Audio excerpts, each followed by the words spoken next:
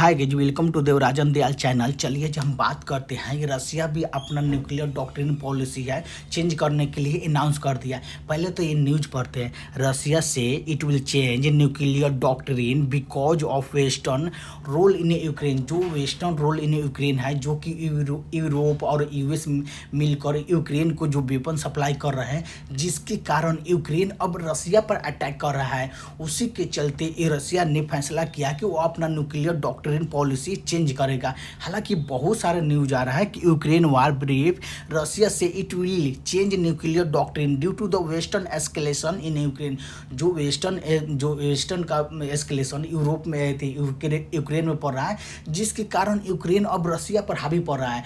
अब रसिया पर हावी पड़ रहा है, उसी के चलते रसिया अब चाह रहा है कि अपना न्यूक्लियर डॉक्ट्रिन पॉलिसी चेंज करे और उसके और एक जगह मतलब यूक्रेन पर एक छोटा न्यूक्लियर टैक्टिकल बम गिराए, ताकि वो यूक्रेन को एक डर हो और यूक्रेन जो अभी रसिया में जो कर रहा है, कब्जा कर रहा है, उसको मतलब उसे वो पीछे हट जाए। हालांकि पहले ये यूएस ने किया था कि यूएस ने अपना न्यूक्लियर डॉक्ट्रिन पॉलिसी सीक्रेट तरफ से चेंज किया, फिर अब रसिया ने अपना न्यूक्लियर डॉक्ट्रिन पॉलिसी चेंज कर रहा है। हालांकि ये दो मेजर कंट्री है, जो कि यूएस और रसिया है, जिसके पास ह्यूज मात्रा में न्यूक्लियर वेपन है। अगर ये दो कंट्री अगर अपना न्यूक्लियर डॉक्ट्रिन पॉलिसी चेंज कर रहे हैं, जो कि बहुत वर्ल्ड पर इम्पैक्ट पड़ेगा, क्योंकि जो न्यूक्लियर वेपन है वो बहुत ज़्यादा डिस्ट्रक्शन लाता है। अब बात करते हैं कि जो दिन पर raising the global nuclear Arsenal, जो दिन पर दिन जो ग्लोबल न्यूक्लियर आर्सेनल बढ़ रहा है, जिसके कारण एक ह्यूज डिस्ट्रक्शन आएगा। अगर कोई भी कंट्री अगर न्यूक्लियर वेपन चला दे, जिस कंट्री पर चला दे, वहाँ पर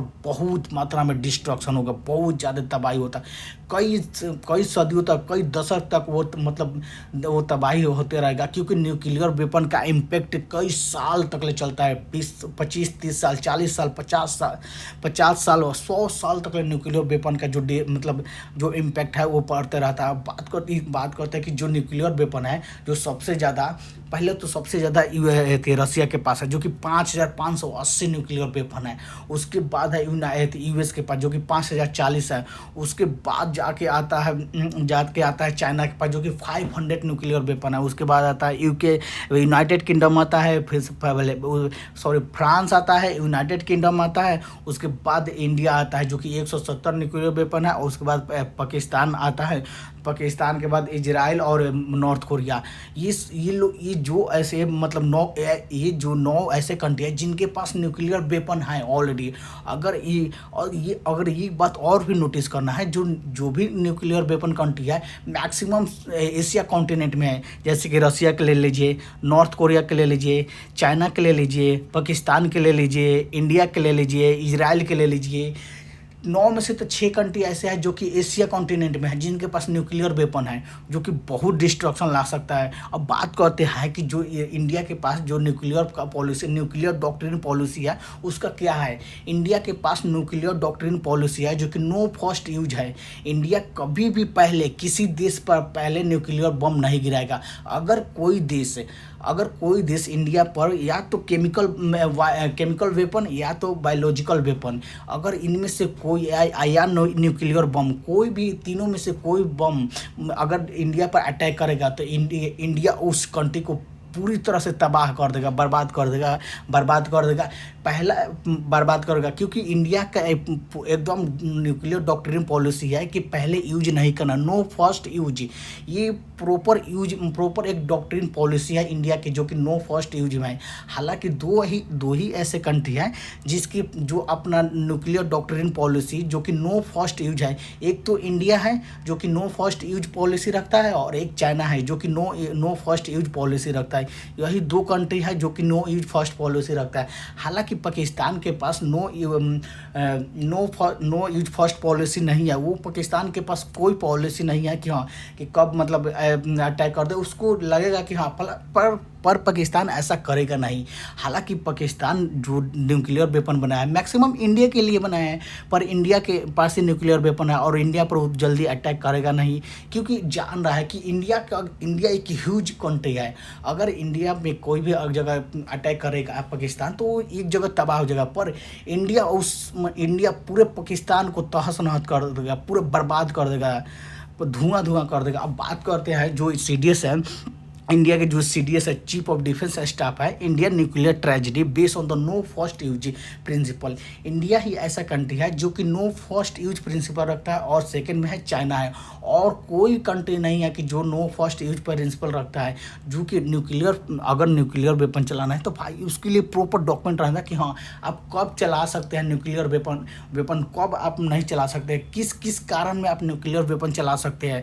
जैसे कि चाइना के पास भी है नो फर्स्ट यूज है, पर चाइना के पास है कि चाइना का जो nuclear weapon no first use policy है, चाइना पर अगर उसमें नहीं लिखा है कि चाइना पर कोई केमिकल वेपन, कोई बायोलॉजिकल वेपन चला दे तो वो न्यूक्लियर वेपन चला देगा, उस पर ये नहीं लिखा है। पर इंडिया में थोड़ा सा डाइल्यूट है कि इंडिया में अगर कोई कंट्री अगर या तो केमिकल वेपन या तो बायोलॉजिकल वेपन या तो न्यूक्लियर वेपन अगर चला दे तो इंडियन न्यूक्लियर वेपन चला सकता है।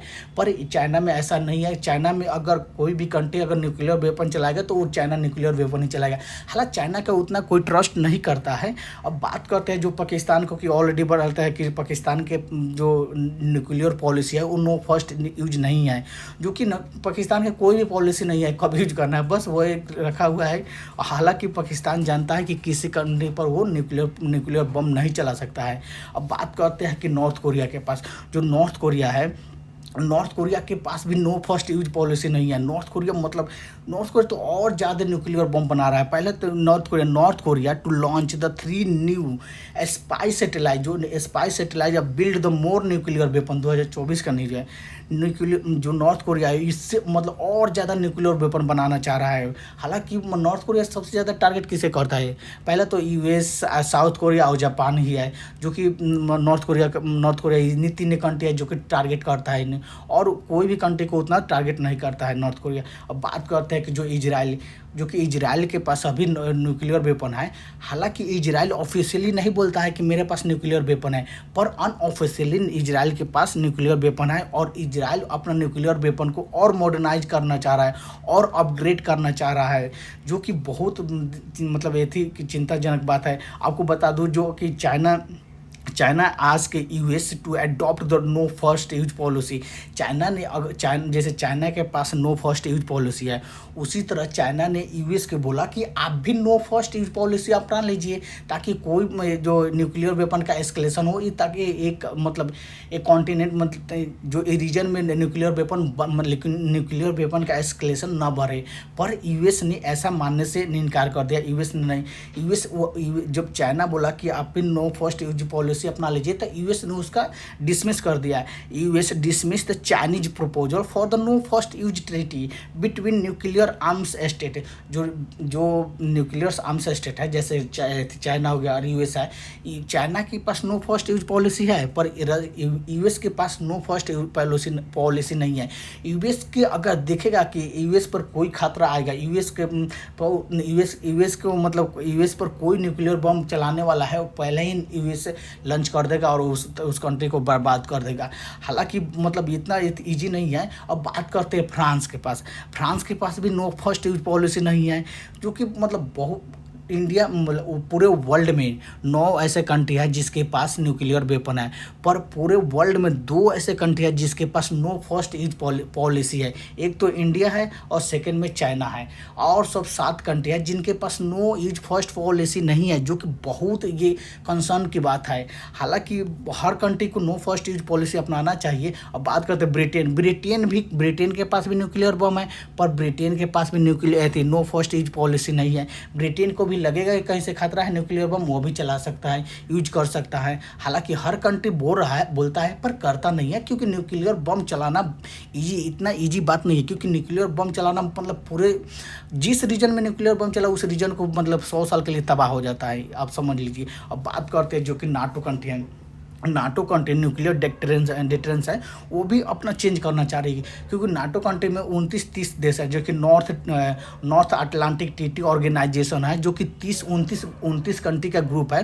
वो उनका भी जो न्यूक्लियर वेपन का जो मैक्सिमम तो ज़्यादा है, ये थी यूएस है, यूके है, फ्रांस है, जो कि नाटो में है, वो उनके पास जो न्यूक्लियर वेपन है वो भी अपना न्यूक्लियर वेपन के जो पॉलिसी है वो चेंज करना चाह रहे हैं इस टाइम, क्योंकि रशिया। अब बात करते हैं क्या जो अभी ये बहुत ज़्यादा हो रहा है कि ईरान के पास न्यूक्लियर बम आ रहा है, न्यूक्लियर बम आ रहा है, ये बहुत ज़्यादा हो रहा है। क्या अभी ईरान के पास न्यूक्लियर बम है? नहीं, हालांकि अभी ईरान के पास कोई न्यूक्लियर बम नहीं है ऑफिशियली। हाँ, मगर ईरान कभी भी न्यूक्लियर बम टेस्ट कर सकता है, अंडरग्राउंड टेस्ट कर सकता है, ये रिपोर्ट आ रही है, बहुत सारी रिपोर्ट आ रही है। जैसे कि अब बात करते हैं कि रसिया एंड बेलारूस मिलकर से रसिया जो और बेलारूस, जो कि रसिया के पड़ोसी है बेलारूस, वो second stage tactical nuclear weapon drilling किया है। जो कि second stage tactical nuclear weapon होता है ना, मतलब कंपेयर टू न्यूक्लियर वेपन उससे बहुत कम छोटा होता है। जैसे जापान में न्यूक्लियर बम जो गिराया था वो 15 किलोवाट का था, और टैक्टिकल न्यूक्लियर वेपन होता है जो कि 1 किलोवाट का होता है, तो उससे 15 गुना कम होगा, पर बहुत ज़्यादा इम्पैक्ट करेगा, जो कि एक रीजन को डिस्ट्रॉय करेगा, उस रीजन को पूरी तरह से हवा पानी जल उल सारे चीज़ को बर्बाद कर देगा, धरती उरती हर चीज़ को बर्बाद करेगा, जो क्लाइमेट उलमेट सबको बर्बाद कर देगा। इसीलिए जो अभी न्यूक्लियर वेपन का जो ये दौर अभी बढ़ रहा है, दिन पर दिन जो न्यूक्लियर वेपन के में चेंज करने के, जो न्यूक्लियर वेपन का डॉक्ट्रिन पॉलिसी है चेंज करने का, ये मतलब हर कंट्री सोच रहा है। ये बहुत कंसर्न की बात है, बहुत चिंताजनक बात है पूरे वर्ल्ड को। और यूनाइटेड नेशन जो कि उसको सोचना चाहिए कि हर कंट्री को समझाना चाहिए कि अपना अपना न्यूक्लियर डॉक्ट्रिन पॉलिसी मतलब एक सेफ्टी में रखिए और उसको चेंज मत करिए। जो पहले रखे हैं कि हाँ इस कंडीशन में आप चला सकते हैं, उसी कंडीशन में। जैसे रसिया क्या है कि किस कंडीशन में न्यूक्लियर बम चलाएगा रसिया अभी जो यूक्रेन जो कर रहा है, एक्चुअली क्या हुआ कि यूक्रेन में जो देखिए, एक मिनट, बात क्या है कि जो यूक्रेन रसिया को धरती कब्जा रहा है, उसी के चलते रसिया अपना न्यूक्लियर डॉक्ट्रिन पॉलिसी चेंज कर रहा है, और उसके बाद जाके जो रसिया न्यूक्लियर बम यूक्रेन पर गिरा सकता है, वो भी छोटा कंपेयर तो छोटा गिराएगा, ताकि उसको डर रहे